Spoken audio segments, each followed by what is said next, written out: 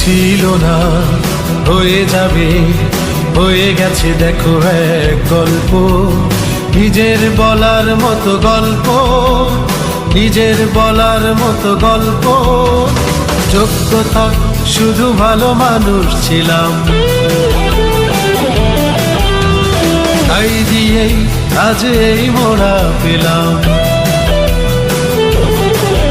ও যোগ্যতা শুধু ভালো মানুষ ছিলাম, তাই দিয়েই আজ এই মোড়া পেলাম। বলার মতো একটা গল্প, নিজের বলার মতো গল্প।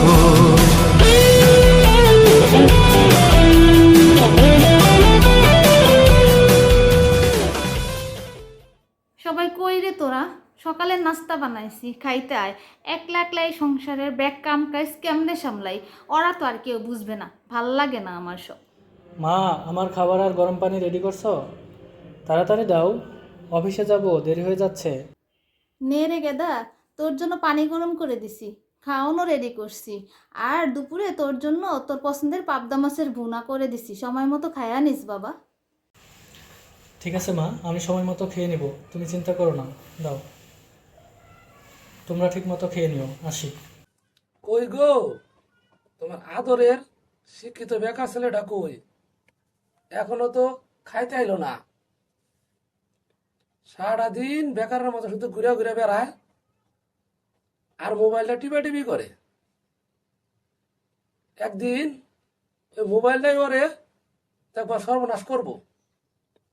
বড় ছেলেটা ইন্টার পাস করেও চাকরি করতে আছে, আর ওরে গ্রাজুয়েশন করে যাও একটা চাকরির মুখ দেখলাম না।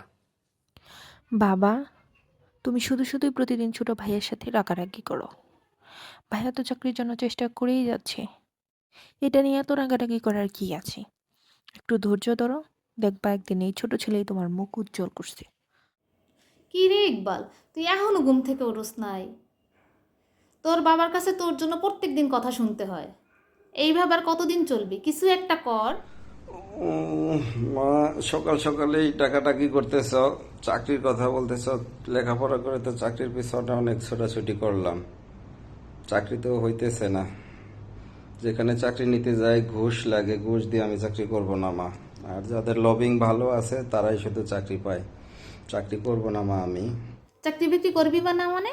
খালি খালি তোর বাবা তোরে টাকা পয়সা দিয়ে লেখাপড়া করাইছে, যা খুশি কর তুই, আমি আর তোরে কিছু কমো না। টেবিলে খাবার রাখছি, খাইয়া সব কিছু ধুইয়া রাখবি। বেকার শুধু শুধু সংসারের বোঝা হইয়া থাকিস।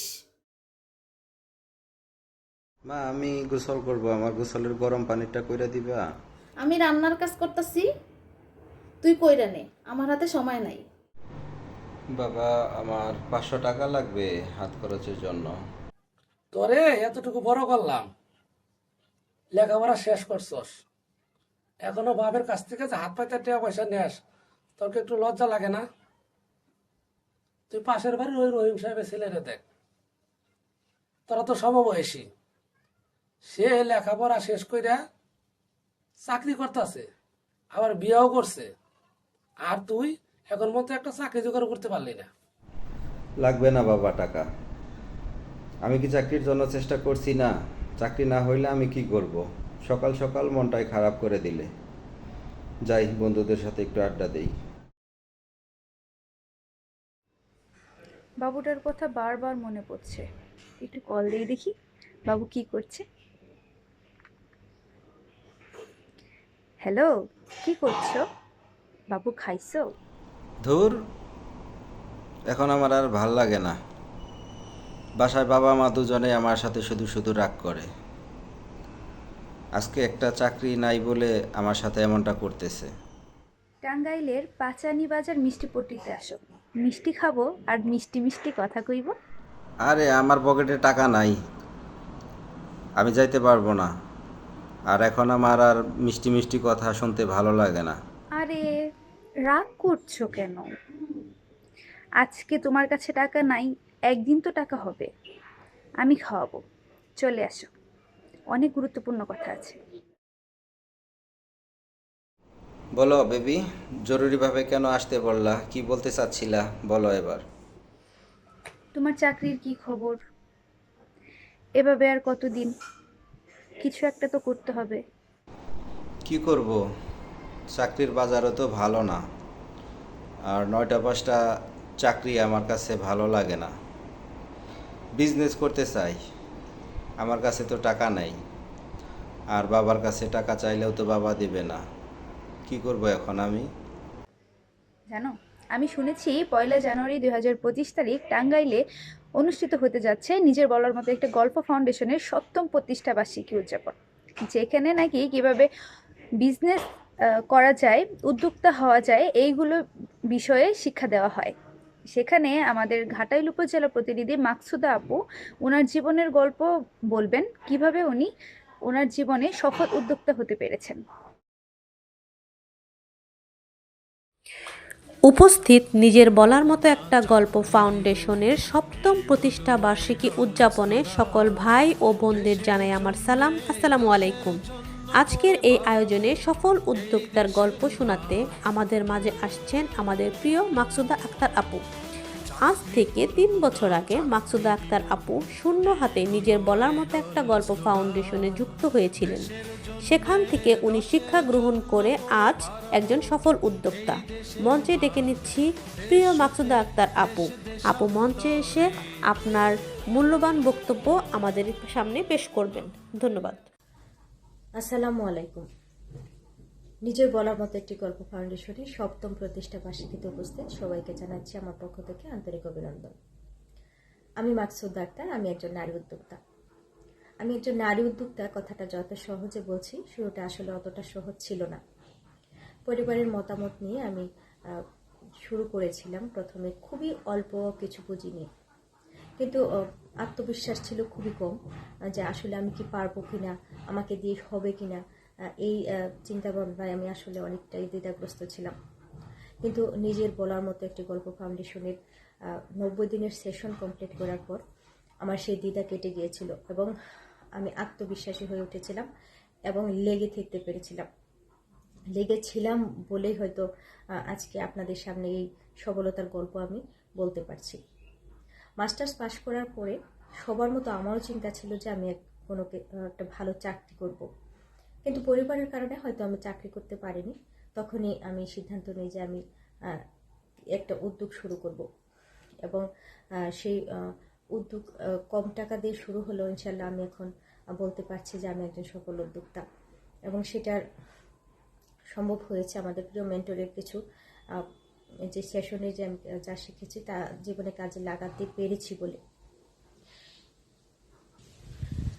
চাকরি করতে পারিনি সেজন্য কিন্তু আমার কোনো আক্ষেপ নেই, কারণ আমি একজন উদ্যোক্তা হয়েছি বলেই কিন্তু আজ আমার কারণে কিছু মানুষের কর্মসংস্থানের আমি ব্যবস্থা করতে পেরেছি। যারা এখনো ভাবছেন যে চাকরি করব, চাকরি লাগবেই, আসলে চাকরির পেছনে আপনি ছুটে ছুটে যে সময়টা নষ্ট না করছেন, সেই সময় নষ্ট না করে যদি আজ থেকে আপনি কোনো কাজ শুরু করেন, আপনি যেরকম আপনার নিজের কর্মসংস্থানে তৈরি করতে পারবেন, পাশাপাশি কিন্তু আপনি আরও অন্যকেও চাকরি দিতে পারবেন। তো সময় নষ্ট না করে আপনি কিন্তু শুরু করতে পারেন আজ থেকেই, কেননা আপনি নিজের মেধাকে কাজে লাগিয়ে যদি নিজের উদ্যোগ জীবনের পাশাপাশি অন্যজনের কর্মসংস্থানে করতে পারেন, সেটা হচ্ছে সবচেয়ে ভালো লাগার কাজ। তো আপনার জীবনের প্রত্যেকটা সময় কিন্তু খুবই মূল্যবান। তো কাল করব না ভেবে যদি আজকে থেকে শুরু করেন, আপনিও কিন্তু হতে পারেন একজন সফল উদ্যোক্তা। আমি মাকসুদা আক্তার, ঘাটাল উপজেলা প্রতিনিধি হিসেবে কাজ করছি টাঙ্গাইল জেলার, এবং নিজের বলার মতো একটি গল্প ফাউন্ডেশন আছি 17তম ব্যাচ থেকে। আমার উদ্যোগের নাম হচ্ছে সুতুবিলাস। আমি কাজ করি হাতে কাজ করা, কাস্টমাইজ করা খাদি পাঞ্জাবি ও 3 পিস কাস্টমাইজ করা, বিভিন্ন ধরনের baby dress, family combo set এবং টাঙ্গাইলের তাৎপন্য আছে এবং আপুদের জন্য শাড়ি, 3 পিস সব ধরনের কালেকশন আমার কাছে আছে এবং বাংলাদেশের সোনালী আঁশ পাটপণ্য নিয়ে আমি কাজ করে থাকি। তো অনেক ধন্যবাদ সবাইকে আজকের এই আয়োজনে উপস্থিত হওয়ার জন্য। আসসালামু আলাইকুম। বাবু, আজকে প্রোগ্রামে এসে তোমার কেমন লাগছে? কিছু কি শিখতে পেরেছো? আরে ওইটা আমার বান্ধবী সাদিয়া না? চলো দেখা করি। কি ব্যাপার সাদিয়া, তুই এখানে? আরে শুভ্র, তুই এখানে কেমন আছিস? এটা তো আমাদের নিজের বলার মতো একটা গল্প ফাউন্ডেশনের প্রোগ্রাম। বছরখানেক আগে এখান থেকে টানা 90 দিন শিক্ষা নিয়ে উদ্যুক্ত হয়েছি। আমি নিজে অর্গানিক হেয়ার অয়েল তৈরি করছি এবং সেল করছি। প্রচুর রিপিট কাস্টমার পাচ্ছি। ফাউন্ডেশনে সবার সাথে পরিচয়ের সুবাদে প্রচুর সেল হচ্ছে। এখানে বুস্টিং করা লাগে না প্রচারণার জন্য। দারুণ একটা প্ল্যাটফর্ম পেয়েছি রে। এই সাদিয়া, ওইটা আমাদের বান্ধবী ঋতু না? তাই তো মনে হচ্ছে। অনেক মোটা হয়ে গেছে, আগে অনেক হ্যাংলা ছিল, তার জন্য চিনতে পারছি না। আরে ঋতু, তুই? ও শুভ্র, তুই এখানে? আগে তো কখনো আসিস না। জানিস, আমি এই ফাউন্ডেশনে যুক্ত হয়ে ইকবাল বাহার জাহিদ স্যারের 90টা সেশন কমপ্লিট করেছি। তার এই সেশন থেকে শিক্ষা নিয়ে এবং এই ফাউন্ডেশনের ভাই বোনদের সহযোগিতায় আমি নতুন উদ্যোগ গ্রহণ করেছি। টাইমস ইন্টারন্যাশনাল লিমিটেডের কিছু পণ্য নিয়ে এবং সেই সাথে মেয়েদের বিভিন্ন ধরনের গহনা নিয়ে কাজ করছি। গহনাগুলো আমি নিজের হাতে তৈরি করে থাকি। আর তুই তো জানিস, আমার আগে সিলেটে আমি বিভিন্ন ধরনের গাড়ির রং নিয়ে কাজ করতাম এবং সিলেটে থাকার সুবাদে আমি চা পাতা নিয়েও কাজ করছি। আলহামদুলিল্লাহ, ভালো সাড়া পাচ্ছি। আমাদের এই ফাউন্ডেশনে 64 জেলা ভাই বোনদের কাছে এবং বিদেশে ভাই বোনদের কাছে উদ্যোক্তারা ভিডিও কলের মাধ্যমে পণ্য প্রদর্শনী করে থাকে। আবার এই গ্রুপেই কেউ কিনতে চায়, পোস্ট করলে সাথে সাথে সাড়া পেয়ে যায়। আবার কেউ সেল করতে চায়, পোস্ট করলেই সাথে সাথে সাড়া পেয়ে যায়। আমাদের এই ফাউন্ডেশনে আমরাই ক্রেতা, আমরাই বিক্রেতা। স্যারের এই বাণীকে আমরা মূল মন্ত্র হিসেবে উদ্যোক্তারা কাজ করে যাচ্ছে। আলহামদুলিল্লাহ, আল্লাহর কাছে লাখ লাখ শুকরিয়া। তোরা সবাই প্রতিষ্ঠিত হয়ে গেছিস, আমি একাই পিছিয়ে আছি রে। আরে বাঘিনা মারুফকেও দেখি এখানে। কি অবস্থা মারুফ? হ্যাঁ আন্টি, ভালো আছি। ফাউন্ডেশনে আমি যুক্ত আছি। আমার মা এই ফাউন্ডেশনে যুক্ত হয়েছেন। স্যারের দেওয়া শিক্ষা নিয়ে আমার মা একজন কৃষি উদ্যোক্তা হয়েছেন। মায়ের অনুপ্রেরণায় আমি ফাউন্ডেশনে যুক্ত হয়ে স্যারের দেওয়া শিক্ষা নিয়ে আধুনিক কৃষি উদ্যোক্তা হতে চাই। আমার জন্য দোয়া করবেন আন্টি। সবাই উদ্যোক্তা হয়ে বিজনেস করতেছে, অন্যকে কর্মসংস্থানের ব্যবস্থা করে দিচ্ছে। এই গল্পগুলো শুনে অনেক ভালো লাগলো। আর টাঙ্গাইল জেলার 12টি উপজেলা আজকের এই প্রোগ্রামে একযোগে কেক কেটে দিনটি উদযাপন করলো, এটা দেখে আমি আরও বেশি অনুপ্রাণিত হয়েছি। নতুন করে অনেকের সাথে পরিচিত হতে পারলাম। আমরাও একদিন উদ্যোক্তা হব। চলো আর দেরি নয়, আমরাও উদ্যোক্তা জীবন শুরু করব। ঠিক বলেছ, আমরাও উদ্যোক্তা হব। আমি তো টাঙ্গাইলের মেয়ে, তাই টাঙ্গাইলে শাড়ি নিয়ে কাজ শুরু করব ইনশাল্লাহ। নিজের বলার মতো একটা গল্প ফাউন্ডেশনে যুক্ত হয়ে আজ আমি একজন সফল উদ্যোক্তা।